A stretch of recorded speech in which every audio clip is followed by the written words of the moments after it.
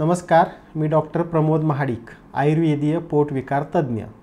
यापूर्वी या चॅनेलवर आपण गृहिणी रोग, IBS, आम्लपित्त, GERD, H पायलोरी, अतिढेकर, गॅसेस, बद्धकोष्ठता, मायग्रेन, अल्सरेटिव्ह कोलायटिस अशा पोटाचे आजार, त्याचबरोबरीने पोटाच्या आजारामुळे येणारा अशक्तपणा, पोटाच्या आजारामधील मानसिक लक्षणे अशा सर्वच पोटाच्या आजारावरील मार्गदर्शक व्हिडिओ उपलब्ध आहेत।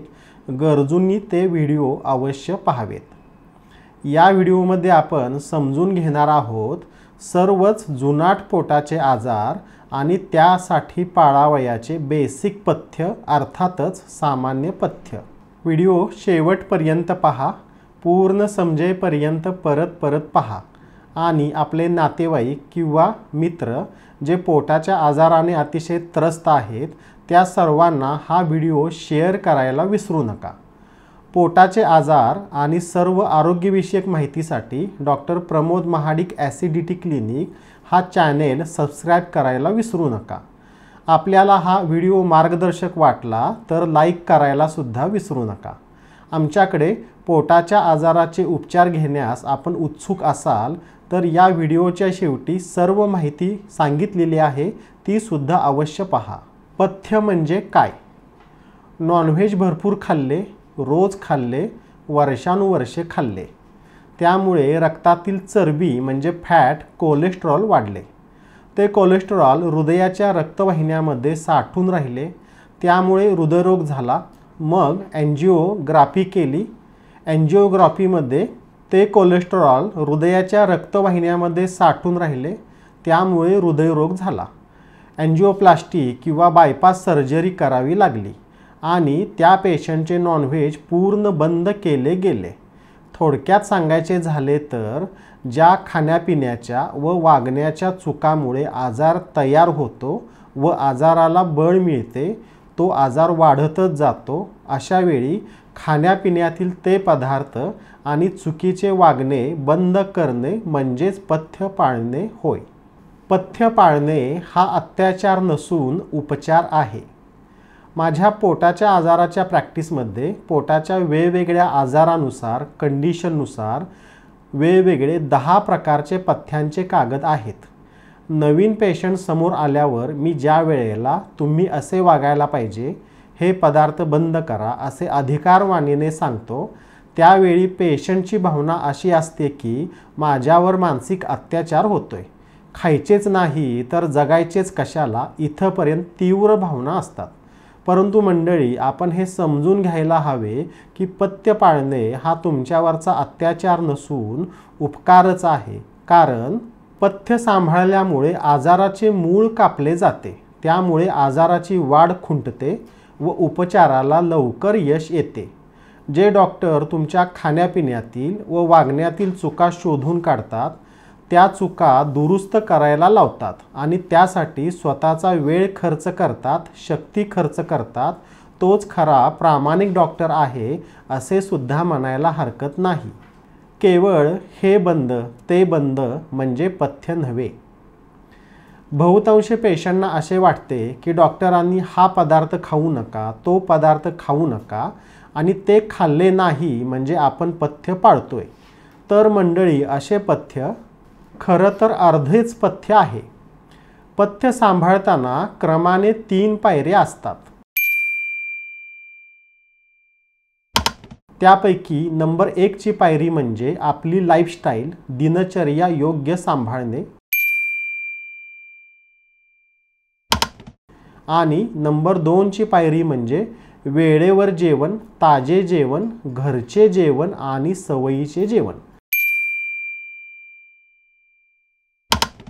आणि सर्वात शेवटची 3 नंबरची पायरी म्हणजे कोणते पदार्थ खावे व कोणते पदार्थ खाऊ नयेत।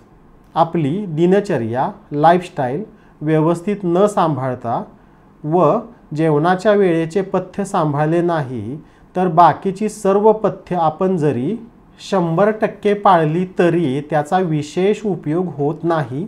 अर्थातच पालत्या घड्यावर पाणी ओतण्याचाच प्रकार असतो। आता डिस्क्लेमर म्हणजे महत्त्वाच्या पूर्वसूचना।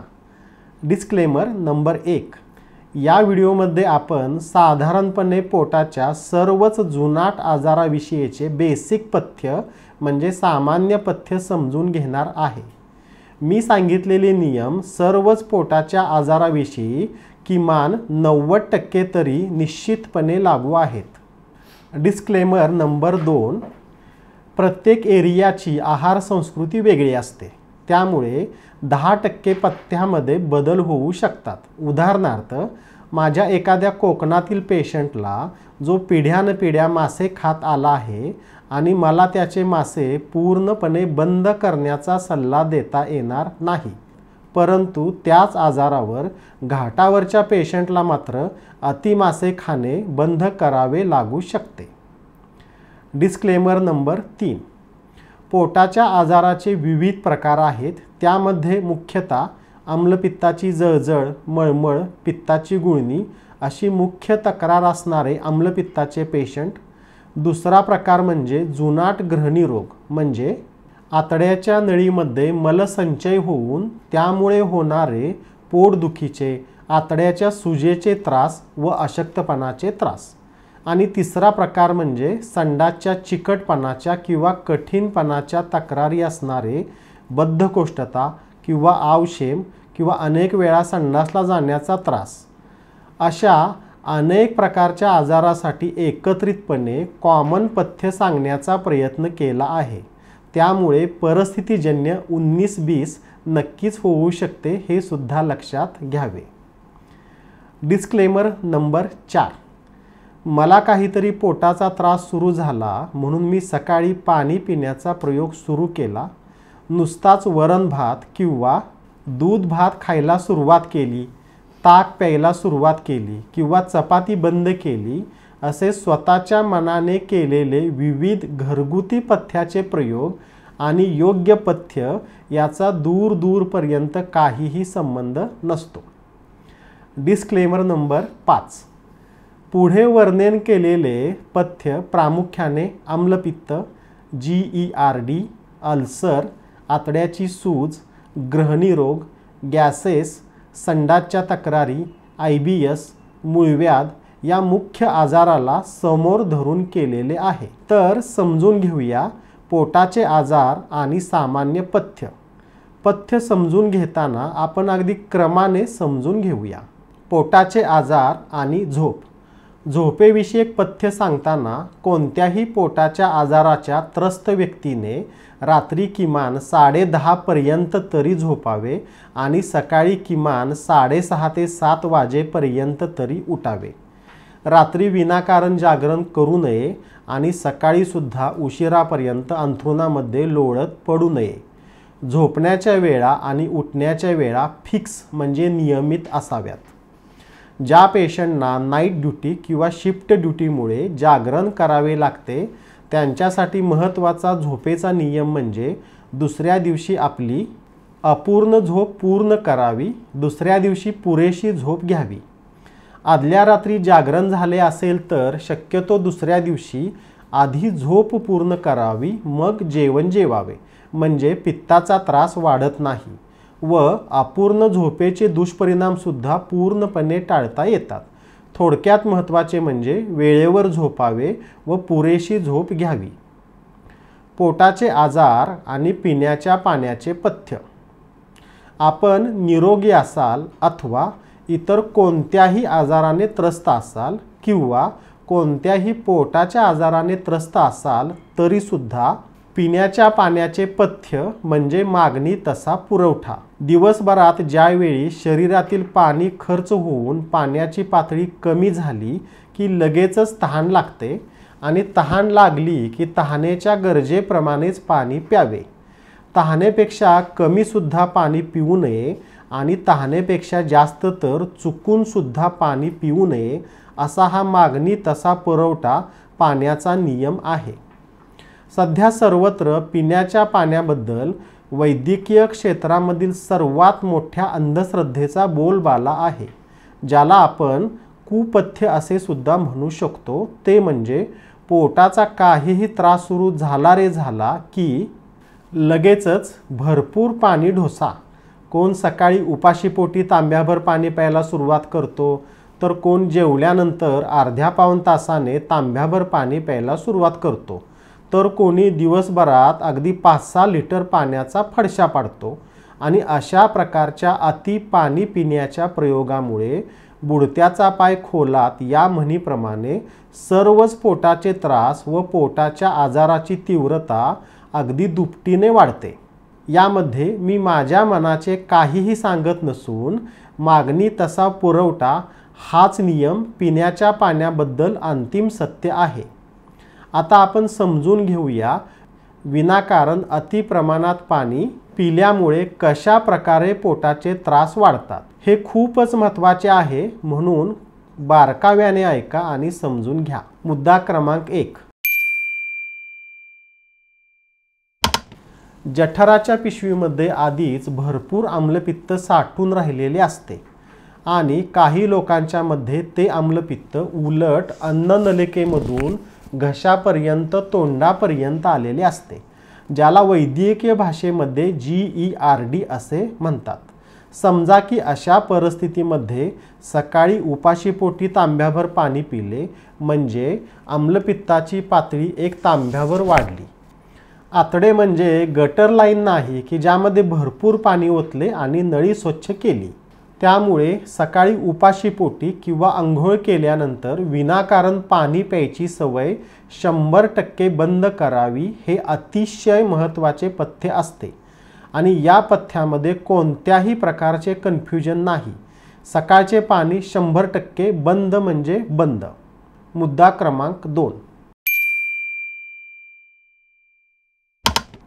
पोटाचा म्हणजे पचनाचा कोणताही त्रास सुरू झाला की बरेच पेशंट जेवताना पाणी प्यायचे पूर्ण बंद करतात आणि जेवल्यानंतर तासाभराने एकदम तांब्याभर पाणी पितात.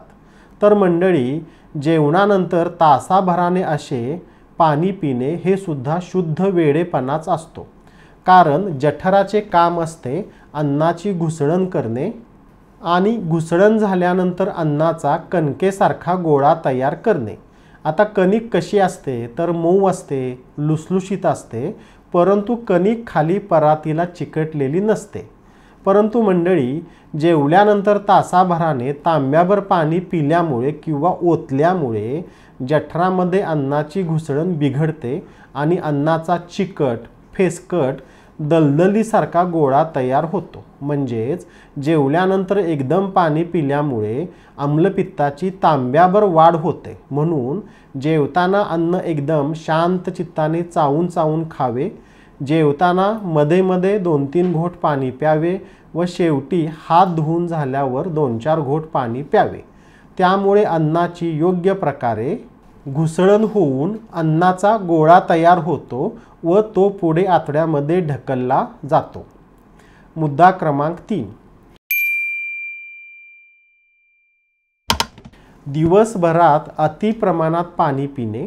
पोटाचा किंवा पचनाचा कोणताही त्रास सुरू झाला की बरेच लोक स्वतःच्याच मनाने, तर काही लोक कोणाच्या तरी सांगण्यावरून, तर क्वचित प्रसंगी वैद्यकीय सल्ल्यानुसार सुद्धा दिवसभरात अति प्रमाणात म्हणजे 3, 4, 5 अगदी 6 लिटरपर्यंत सुद्धा पाणी पितात किंवा पाणी ढोसतात असे म्हटले तरी काहीही चुकीचे नाही. अन्न ही वेगळी गोष्ट आहे आणि पाणी ही वेगळी गोष्ट आहे. अन्न असते ते जिवंत म्हणजे सेंद्रिय असते. उदाहरणार्थ धान्य, भाजीपाला, नॉनव्हेज. तर पाणी हा खनिज पदार्थ असतो. त्यामुळे दिवसभरात पाणी पिताना, शारीरिक क्रिया घडताना जेवढे पाणी खर्च होते तेवढेच पाणी आतमध्ये भरायचे असते. थोडक्यात पाण्याची पातळी सांभाळायची असते आणि शरीरातील पाण्याची लेवल कमी झाली की लगेचच तहान लागते. तहान लागणे हा पाण्याचा इंडिकेटर आहे. म्हणून तहान लागली की लगेचच तहानेच्या गरजेप्रमाणेच पाणी प्यावे. तहान 2 घोटाचे आहे तर 2च घोट पाणी प्यावे. थोडक्यात दिवसभरात तहानेप्रमाणेच पाणी प्यावे व तहानेपेक्षा कमीही पिऊ नये आणि तहानेपेक्षा जास्त तर अजिबात पिऊ नये, हे महत्त्वाचे. माणसाला दिवसभरात किती पाणी लागते? खरं तर असा कोणताही फिक्स नियम नाही. माणसाच्या वयानुसार किंवा ऋतूनुसार, कामाच्या स्वरूपानुसार प्रत्येकाचे पिण्याच्या पाण्याचे प्रमाण वेगवेगळे असते. दिवसभर उन्हात कष्टाचे काम करणाऱ्याला जास्त पाणी लागेल, तर सावलीत बसून काम करणाऱ्याला पाणी कमी लागेल.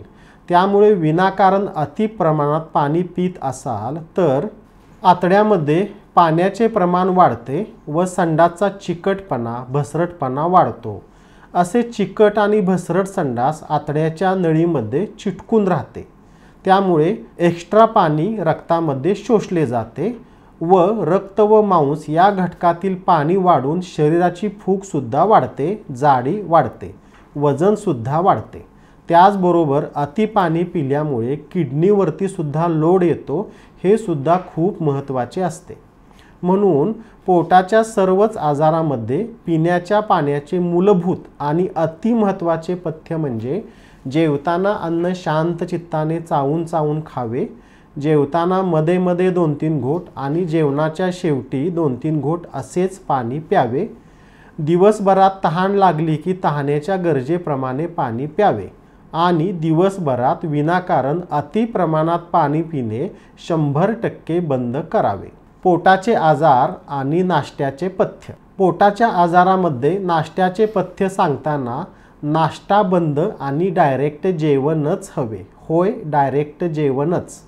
सध्या आहारात नाश्ता म्हणून शिरा, उपीट, पोहे, एकत्र चहा चपाती, चहा बिस्किट, इडली डोसा, आंबोळी, उत्ताप्पा, वडापाव, भजी, मिसळ, उसळ.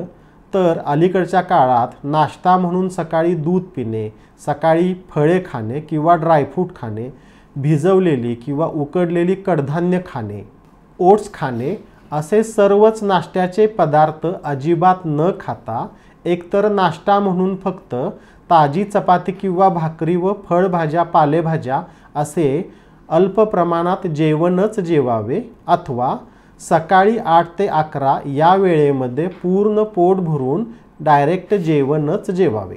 पोटाच्या आजारामध्ये नाश्ता करणे अथवा नाश्त्याचे पदार्थ खाणे हानिकारक का असते? नंबर 1. नाश्ता म्हणजे आपण मराठीत अल्पोपहार असे म्हणतो. सध्या कोणताही पदार्थ खाताना तो अल्प प्रमाणात म्हणजे कमी क्वांटिटीमध्ये खाणे हे एव्हरेस्ट शिखर चढण्या एवढे अवघड वाटते. त्यामुळे नाश्ता हा अल्पोपहार न राहता पोट भरूनच खाल्ला जातो.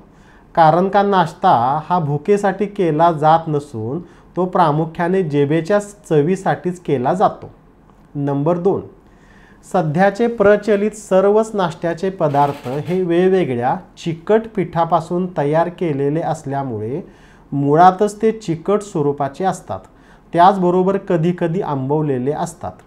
नाश्त्याचे हे सर्व पदार्थ तयार करताना कमीत कमी वेळेमध्ये शिजवलेले असतात. त्यामुळे नाश्त्याचे पदार्थ पचायला खूपच जड पडतात व चिकट स्वरूपाचे असल्यामुळे ते जठराच्या पिशवीमध्ये चिकटून राहतात. त्यामुळे पोटामध्ये खूपच जडपणा येतो, गच्चपणा येतो. नंबर 3. सकाळी चांगल्या भुकेच्या वेळेमध्ये नाश्त्याचे पदार्थ खाल्ल्यामुळे व दुपारी उशिरा जेवण्याच्या सवयीमुळे सर्वच पोटाच्या आजारामध्ये त्रासदायक ठरते. नंबर 4. सकाळी नाश्त्याचे पदार्थ न खाता डायरेक्ट अगदी 7:30 ते 11:30 पर्यंत कधीही परंतु नियमित वेळेला ताजी चपाती, भाकरी, भाजी खाणे फायद्याचे असते. कारण चपाती, भाजी, भाकरी हे अन्न स्वरूपात मोडते, जे पचायला हलके असते, जे अन्न शक्तिवर्धक आहे व सर्वोत्तम पोषण मूल्य असणारे आहे. शिवाय ते पित्त वाढवत नाही व त्यापासून चांगल्या क्वालिटीचे संडास तयार होते. म्हणून नाश्ता म्हणून जेवणच जेवणे हेच फायदेशीर ठरते. नंबर 5. समजा सकाळी तुम्ही लवकर नाश्ता म्हणून चपाती, भाजी, भाकरी असा आहार जेवला तर स्वाभाविकपणे दुपारी भूक लागणारच आहे. अशा वेळी दुपारी नियमित वेळेला आधारापुरते जेवण जेवावे. जे सकाळी खाल्ले आहे तेच दुपारी जेवावे, परंतु आधारापुरते जेवावे हे सुद्धा महत्त्वाचे आहे. पोटाचे आजार आणि जेवणाच्या वेळेचे पथ्य. तुम्हाला आम्लपित्ताच्या तक्रारी असो किंवा गॅस्ट्रायटिस, हियाटस हर्निया, आतड्याची सूज, अल्सर, पोटामध्ये जडपणा, गच्चपणा किंवा गॅसेस व संडासच्या तक्रारी असो, या सर्वच पोटाच्या आजारामधील अगदी मूलभूत किंवा बेसिक पथ्य म्हणजे जेवणाच्या वेळा सांभाळणे. पथ्य: सकाळी शिरा, उपीट, पोहे, इडली, डोसा असे कोणत्याही नाश्त्याचे पदार्थ न खाता डायरेक्ट आपल्या वेळेनुसार अगदी सकाळी 8 वाजल्यापासून 11 वाजेपर्यंत जेवणच जेवावे. दुपारी भूक लागली तर 1 ते 3:30-4 या वेळेमध्ये आधारापुरते जेवण जेवावे. रात्री किमान 9 पूर्वी तरी जेवण जेवावे. रात्रीचे जेवणसुद्धा भुकेप्रमाणेच जेवावे. जेवणाच्या वेळा कधीही अनियमित असू नयेत. म्हणजे एक दिवशी सकाळी 10ला जेवण तर दुसऱ्या दिवशी दुपारी जेवायला 2 वाजलेले असतात. अशा जेवणाच्या अनियमित वेळा असू नयेत. या पाठीमागचे महत्त्वाचे कारण असे असते की शरीरातील सर्व यंत्रणा अगदी लयबद्ध पद्धतीने काम करत असतात.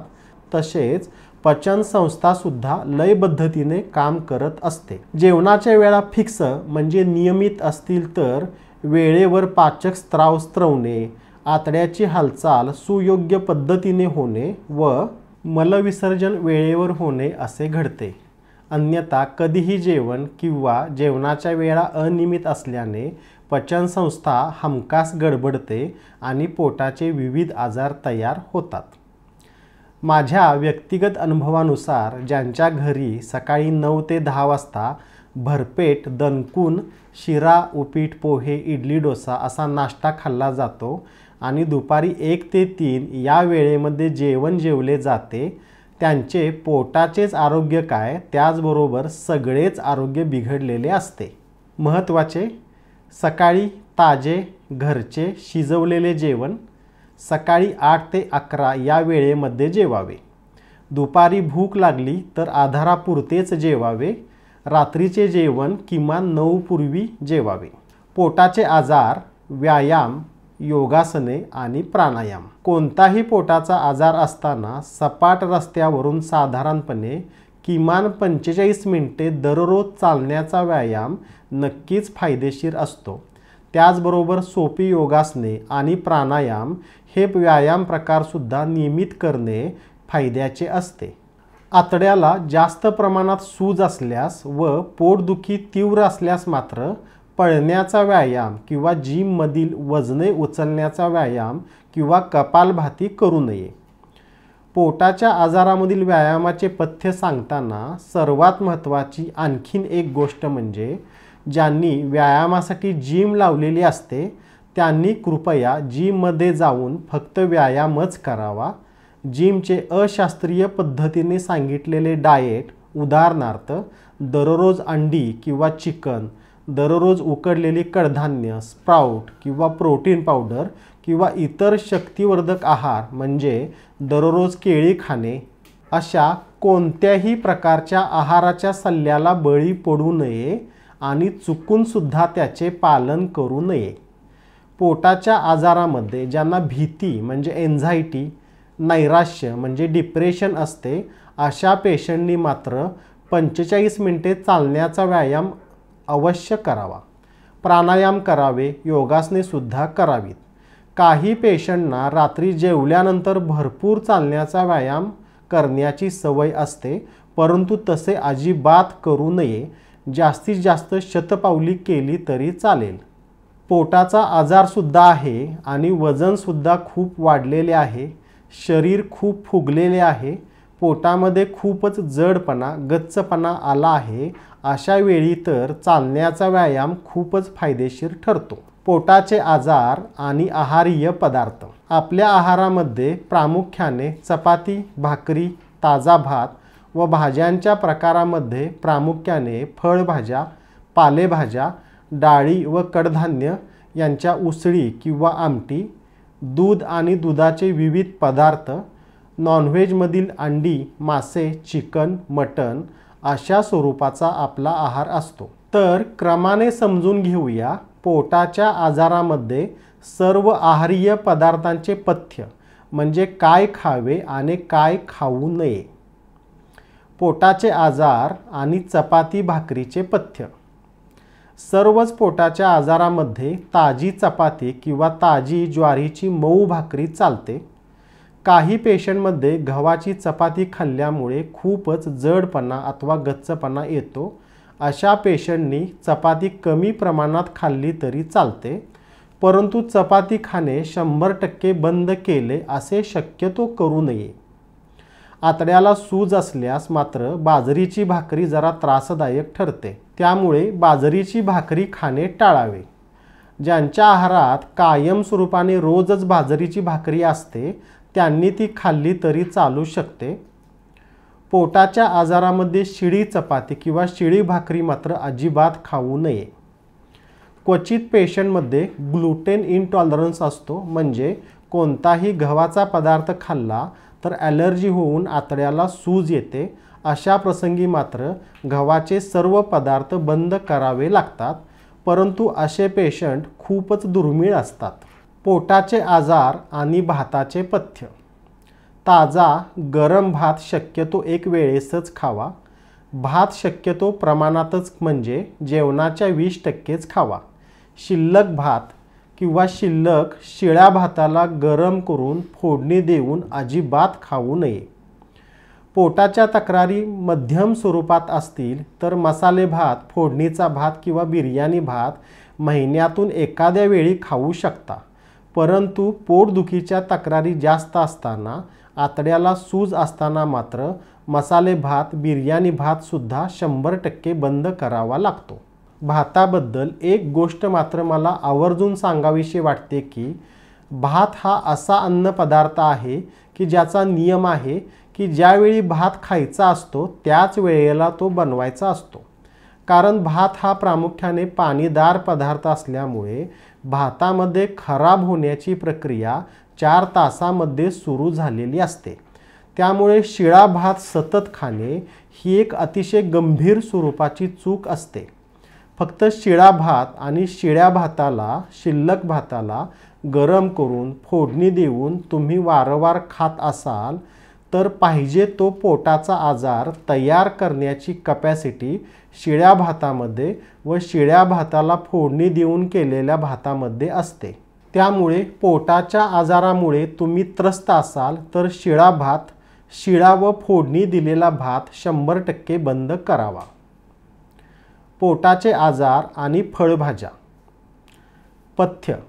वांगे, कोबी, फ्लॉवर, भोपळा, दोडका, गवारी, भेंडी, शेवगा, कारले, पडवळ, सिमला मिरची या सर्वच फळभाज्यांचा आहारात रोजच समावेश असावा. शिजवलेला बटाटासुद्धा प्रमाणात चालतो, मात्र आहारामध्ये फक्त टोमॅटोचा अतिवापर टाळावा. पोटाचा कोणताही आजार असला तरीसुद्धा या सर्व फळभाज्यांचा आहारात नित्य समावेश असावाच. कारण सर्वच फळभाज्या या पचायला मुळातच हलक्या असतात व स्वरूपाने सुद्धा मऊ असतात. शिवाय त्या सर्वोत्तम पोषक तत्व उपलब्ध असणाऱ्या असतात. फळभाज्यामधून तयार होणारे संडाचे स्वरूपसुद्धा योग्य स्वरूप, म्हणजे बांधीव व मऊ स्वरूपाचे होते. त्यामुळे पोटाच्या आजारामध्ये सर्वच व्यक्तींना जो प्रश्न पडतो, भाज्यांच्या प्रकारामध्ये नक्की काय खायचे, तर याचे खात्रीशीर उत्तर म्हणजे सर्व फळभाज्या, वांगे, कोबी, फ्लॉवर, भोपळा, दोडका, गवारी, भेंडी, शेवगा, कारले, पडवळ, सिमला मिरची, बटाटा नेहमीच्या पद्धतीने योग्य तिखट अशा पद्धतीने शिजवून खाव्यात. भाज्यांचे जे सर्व प्रकार आहेत त्यापैकी 90% फळभाज्यांचा आहारात समावेश असावा, तर इतर म्हणजे पालेभाज्या, दुधाचे पदार्थ, कडधान्य, नॉनव्हेज इतर 10% मध्येच बसवावे असा माझा अगदी खास सल्ला आहे. पोटाचे आजार आणि पालेभाज्या. पथ्य. मेथी, चाकवत, पालक, राजगिरा, तांदळीची भाजी या सर्वच पालेभाज्या चालतात. परंतु सर्वच हिरव्या पालेभाज्या ह्या थोड्या प्रमाणात आम्लपित्तकारक असतात. त्यामुळे स्वतःच्या अनुभवानुसार एखादी पालेभाजी खाल्ल्यानंतर जळजळ किंवा मळमळ वाढत असेल तर ती पालेभाजी खाणे टाळावे. पोटाच्या आजारामध्ये शक्यतो शेपू व करडई या पालेभाज्या गॅसेस वाढवतात, त्यामुळे खाऊ नयेत. ज्या पेशंटला वारंवार जुलाब किंवा पातळ संडासला होत असते अशा पेशंटने सुद्धा चाकवत आणि पालक या भाज्या खाणे टाळावे. पोटाचे आजार आणि डाळी कडधान्य. पथ्य. डाळी व कडधान्यामधील मूग, मसूर, पावटा व घेवड्याची शेंग प्रमाणात चालते. परंतु ज्या पेशंटना तीव्र आम्लपित्ताचा त्रास आहे, जठराला व आतड्याच्या नळीला सूज आहे, बद्धकोष्ठतेचा सुद्धा तीव्रतेचा त्रास आहे, अशा वेळी मात्र तूर डाळ, हरभरा व बेसनचे सर्व पदार्थ म्हणजे वडा, भजी, झुणका, पिठले, फरसाण, पुरणपोळी व मोड आलेले धान्य, त्याचबरोबर सोयाबीन, चवळ्या, मक्याच्या पिठाचे सर्व पदार्थ व सर्वच डाळी व कडधान्याचे पदार्थ किंवा त्याचे वरण किंवा त्याची आमटी व उसळी पूर्ण बंद कराव्यात. ज्या पेशंटला अतिशय जुनाट जुलाब होण्याचा त्रास आहे, संडासमधून तीव्र स्वरूपाची आव व शेम पडते, अशा पेशंटला मात्र मुगाच्या डाळीचे वरण किंवा भात व भाकरी मात्र खूपच फायद्याची ठरते. अन्यथा बहुतांशी पोटाच्या आजाराच्या पेशंटमध्ये डाळी व कडधान्यापासून 4 हात लांब राहणे हेच खूप महत्त्वाचे. माझ्या अनुभवानुसार कोणताही पोटाचा त्रास सुरू झाला की तो व्यक्ती स्वतःचा नियमित सवयीचा आहार बंद करतो आणि डाळी कडधान्य खायला जोर देतो. मात्र असे केल्यामुळे पोटाचा त्रास कमी होण्याऐवजी नक्कीच वाढत जातो मंडळी. पोटाचे आजार आणि दुधाचे पदार्थ. ज्यावेळी कोणताही पोटाचा आजार जुनाट असतो, पचनसंस्था खूपच मंदावलेली असते, अति तीव्र स्वरूपात जळजळ व मळमळ असते, आतड्याला सूज येऊन पोटदुखीचा त्रास असतो, आतड्याच्या नळीमध्ये भरपूर प्रमाणात मलसंचय होऊन पोटामध्ये खूपच जडपणा, गच्चपणा आणि गॅसेसची तक्रार असते आणि त्याचबरोबरीने संडासला एकतर अतिशय चिकट, भसरट किंवा कठीणपणा असतो. अशा परिस्थितीमध्ये दूध पिणे किंवा जेवताना दूध खाणे, दही तसेच ताकसुद्धा, श्रीखंड, बासुंदी असे सर्वच दुधाचे पदार्थ चिकट स्वरूपाचे असल्यामुळे खूपच त्रासदायक ठरतात. म्हणून उपचार सुरू असताना आतड्यातील साठून राहिलेले सर्व आम्लपित्ताचे मटेरियल व चिकट आणि कठीण संडास स्वच्छ होईपर्यंत तरी दूध आणि दुधाचे सर्व पदार्थ बंद करावेत हेच फायद्याचे ठरते. काही पेशंट पोटाचा कोणताही त्रास सुरू झाला की पचनासाठी ताक चांगले असते या समजुतीमधून दररोज ताक खायला किंवा प्यायला सुरुवात करतो आणि भरीसभर म्हणून तो स्वतः ताक तयार न करता पॅकिंगमधील किंवा गाड्यावरील शिळे ताक, गार ताक खायला प्यायला सुरुवात करतो. परंतु मंडळी, अशा पद्धतीने डोळे झाकून ताक खायच्या प्रयोगामुळे बुडत्याचा पाय खोलात या म्हणीप्रमाणे पोटाचे त्रास आणखीनच वाढत जातात. पोटाच्या आजाराचे उपचार करत असताना लाईन ऑफ ट्रीटमेंट म्हणून आतड्याच्या नळीतील साठून राहिलेला अनेक वर्षांचा मलसंचय पूर्ण स्वच्छ केल्यानंतर डॉक्टरांच्या सल्ल्याने ताज्या दह्याचे ताजे ताक ताजे असताना खाण्याचा सल्ला दिला जातो आणि त्यानंतरच पचनसंस्थेसाठी उपचार म्हणून ताकाचा उत्तम उपयोग होतो. परंतु स्वतःच्याच मनाने मात्र ताजे ताक किंवा बाहेरचे विकतचे शिळे ताक खाण्याचा प्रयोग अजिबात करू नये. ताक खाण्याच्या सविस्तर माहितीचा व्हिडिओ या चॅनेलवरती उपलब्ध आहे. आय बटन क्लिक करून तो व्हिडिओ सुद्धा अवश्य पाहावा. पोटाचे आजार असताना दुधाच्या पदार्थामधील फक्त घरगुती पद्धतीने तयार केलेले लोणकडी तूप मात्र आहारामध्ये समाविष्ट असणे फायद्याचे असते. अन्यथा प्रत्यक्ष पेशंटचे निदान केल्याशिवाय कोणताही दुधाचा पदार्थ नित्यनियमाने खाणे सुरू करू नये हे सुद्धा खूप महत्त्वाचे. काही पेशंटना दररोज झोपताना ग्लासभर दूध व बोर्नविटा कॉम्प्लॅन पिण्याची सवय असते, ती सवयसुद्धा 100% बंद करावी. पोटाचे आजार आणि नॉनव्हेज. जुनाट पोटाचा आजार असताना 10 दिवसातून एखाद्या वेळी घरगुती पद्धतीने तयार केलेले मटण किंवा फक्त मटणचा अळणी रस्सा खाल्ला तरी चालू शकतो. परंतु ज्या पेशंटच्या आतड्याला सूज आहे, पोटदुखीचा खूपच तक्रारी आहेत, संडासच्या सुद्धा खूप तक्रारी आहेत, अशा पेशंटने मात्र उकडलेले अंडे, चिकन आणि फ्राय मासे अजिबात खाऊ नयेत. या पाठीमागील मुख्य कारण म्हणजे अंडी आणि चिकन हे स्वरूपाने अतिशय चिकट आणि गरम असल्यामुळे ते आतड्याच्या त्वचेला चिटकून राहते आणि गरम असल्यामुळे आतड्याला आणखीनच त्रासदायक ठरते.